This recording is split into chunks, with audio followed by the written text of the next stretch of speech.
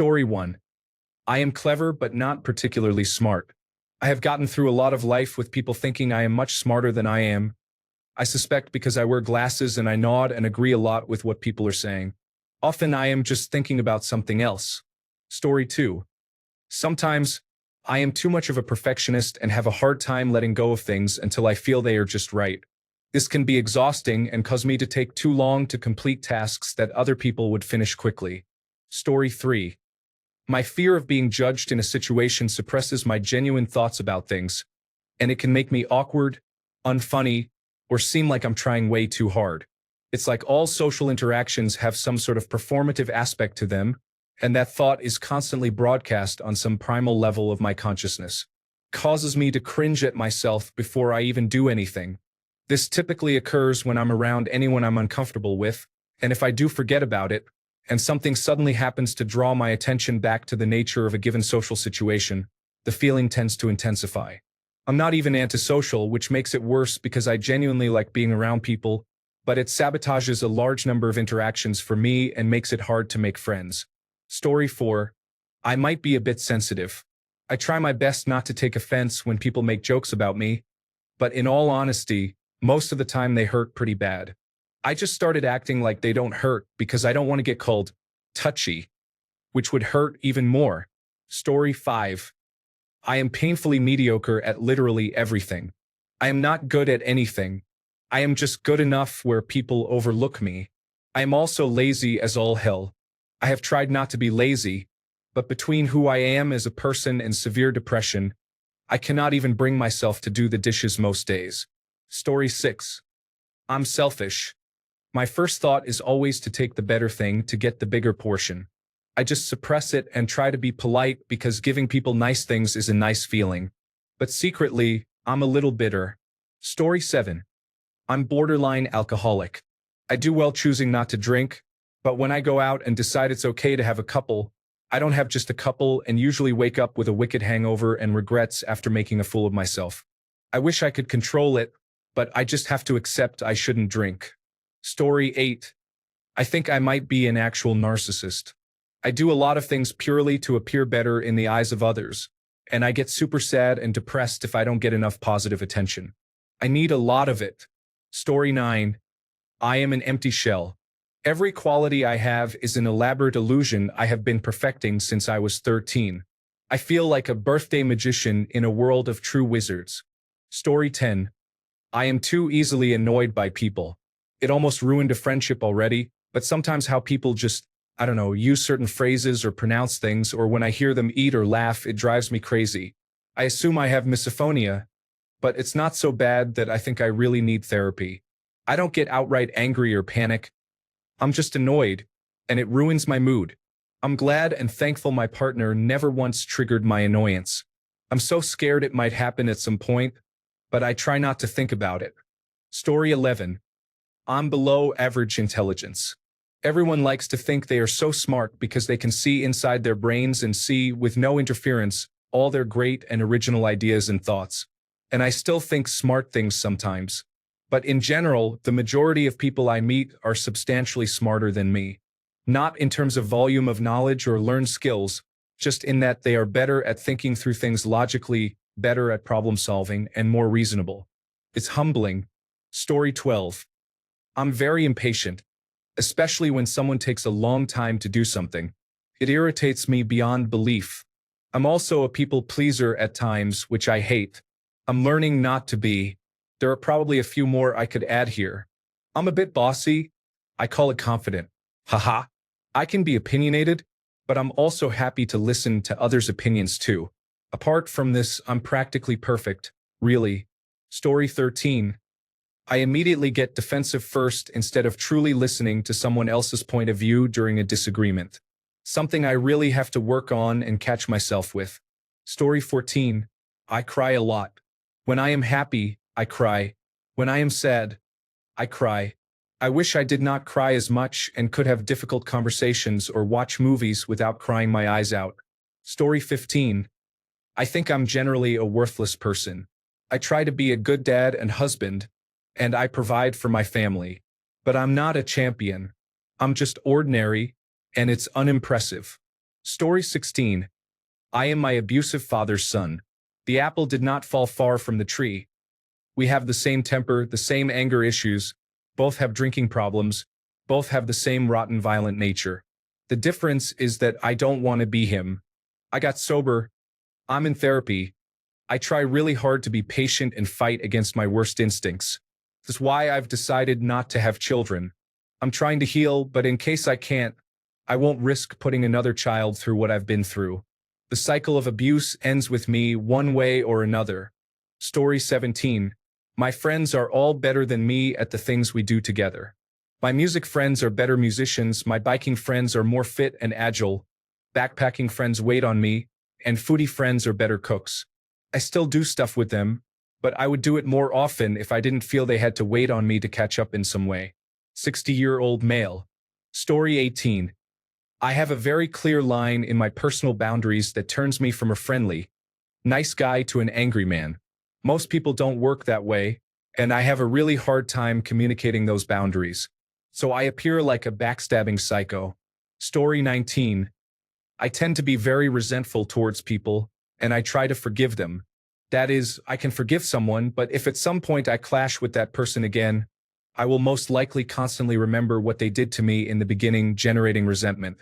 It's not healthy, and I've learned to deal with it, but it's something I'm still managing. Story 20. I don't express my emotions. I grew up in a household where we didn't discuss feelings.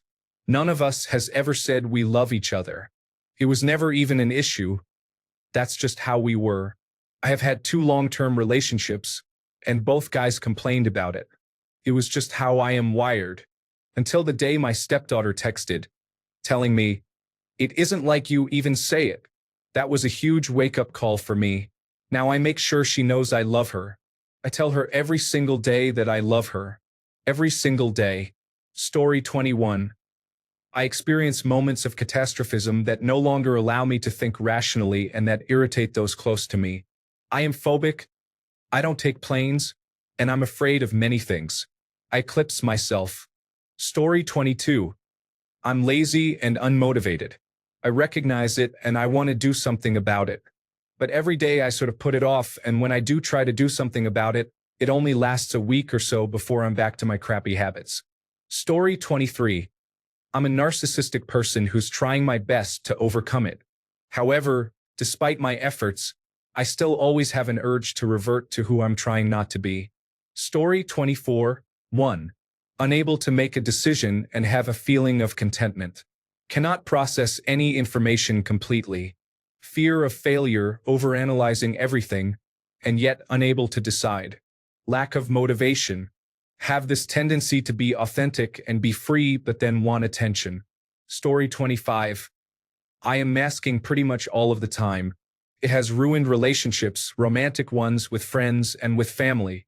No one I know really knows me. I always put on a facade of being upbeat and funny and can talk to almost anyone. But it's mentally exhausting to pretend like that and be on all the time. I force myself to do it to survive day-to-day interactions, but it's a constant battle. Once people get anywhere close to the real me, I push them away, or they run off anyway, or communication just fades to zero. Story 26. I am really turning weird and unstable right now, like I talk bad about people, make impulsive stupid decisions, creating drama. I hate all this. I feel messed up, but I don't know how to stop. Story 27. I am bad at listening to others and being interested in the things and stories they have. Being able to pay attention to someone else's stories or something similar is hard for me. I am trying to work on it, but it is really hard to not say the things on my mind because the other person still has things to say. I actually started to try to change this ever since I saw a Reddit post about good advice. Someone said something like, if you only pay attention to what others have to say and ask about them instead of talking about yourself, then you will be the most interesting conversationalist in the room. Something like that. I know I am off though. Story 28. I am starting to realize how much unmanaged attention deficit hyperactivity disorder is impacting my quality of life. I have been feeling more anxious in recent years, and it seems likely that it is connected to my attention deficit hyperactivity disorder. I am looking into attention deficit hyperactivity disorder treatment now and hope I continue to feel like myself, but better. Story 29. Sometimes I give people the perfect advice, but secretly wonder if I would ever have the strength to follow it myself. It's like being a lighthouse that can guide everyone safely to shore, yet it remains rooted, never leaving the storm behind.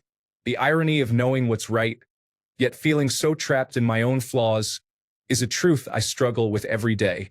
Story 30. I was once a pretty angry and damaged person. Because of that, I don't have many friends anymore. I miss the people who I used to see every day. But on the other hand, they didn't stick around for the growth, so forget them. Story 31. Honestly, the fact that I'm autistic, even though I'm considered high-functioning on the spectrum, it does get in the way of many things. While, yes, it could be considered a gift and not a curse, oftentimes it seems more like a bad thing than a good thing. Sure, I can write amazing things, from song lyrics to stories to poems, and compose instrumentals. I have a wide-range imagination and can draw, paint, basically anything artistically. I can pick up and be good at really quickly.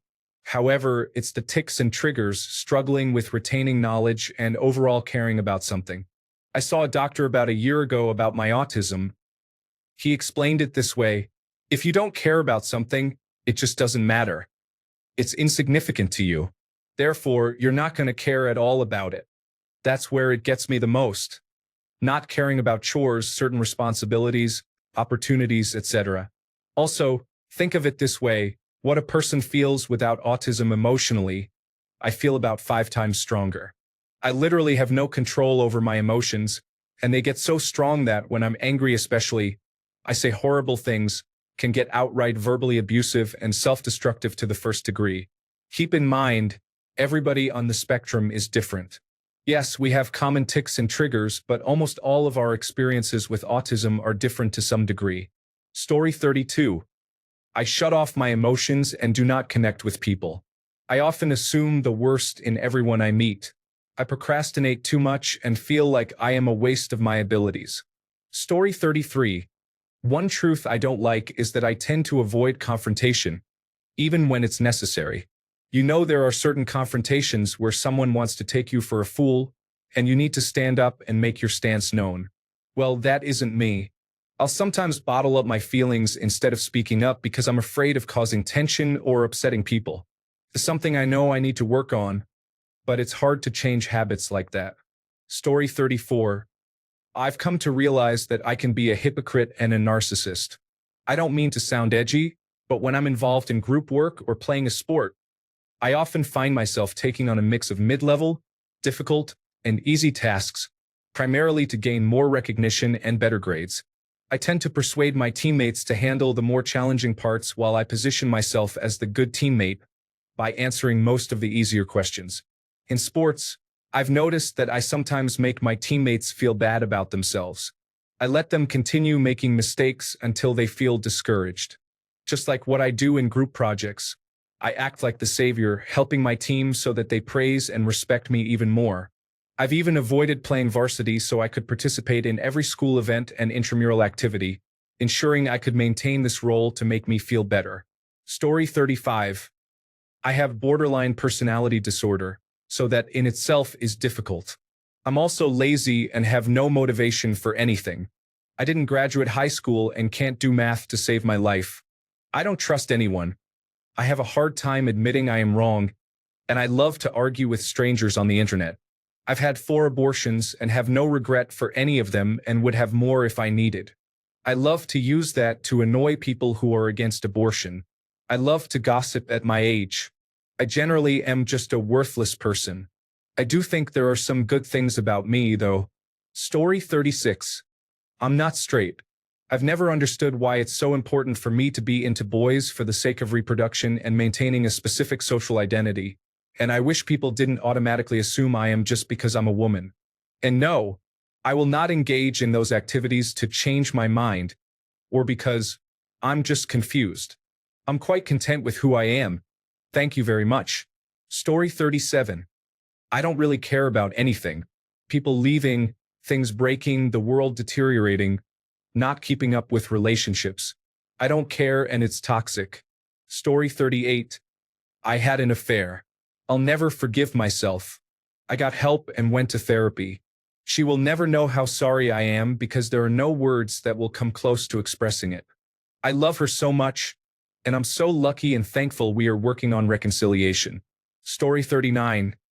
I really need people to like me and have a hard time when they do not. I am scared in the future I will need to be a team leader, a boss, or something, and my need for affection will interfere with actual work getting done. I have a hard time with this line of leader and friend. Story 40. I judge people based on first interactions so much that if I feel like you don't deserve my time, I will do my best not to talk to you, no matter how much you try to get my attention. Story 41. I cannot be on a boat in the open ocean. I love the idea of being on the ocean. My brother goes on scuba trips fairly often, and it seems awesome. I just get so seasick that it's not worth it. I'm miserable the whole time. I want to be a deep-sea fishing, scuba, sailing guy, but I simply cannot do it. Story 42. Well, let's say it's what I actually really like, but society doesn't. I don't care about everything and everyone except what's and who's interesting to me. I don't care about things people tell me if they don't connect with my inner world. I love and appreciate my little amazing world so much.